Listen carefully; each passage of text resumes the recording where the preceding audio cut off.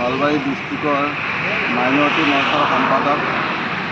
মই সমগ্ৰ অসমবাসীৰ লগতে দুখীয়া বুঢ়াদী মাহৰীয়া ৰাইজক ঈদ উল জোহাৰ শুভেচ্ছা জনালোঁ আৰু এই ঈদ উল জোহাৰ দ্বাৰাই যাতে দেশত সুখ শান্তি সমৃদ্ধি আহে তাৰে আটাইলৈ মই কামনা কৰোঁ। মুখ্যমন্ত্ৰী কিদৰে তেখেতক শুভেচ্ছা জনাইছে?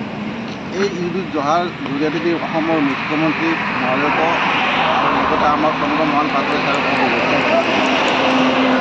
আমাৰ মাইনৰিটি মৰ্চাৰ সভাপতি শ্ববিৰ আহমেদ ডাঙৰীয়াকো শুভেচ্ছা জনাইছোঁ। প্ৰস্তুতি একদম তুংগত উঠিছে এতিয়া।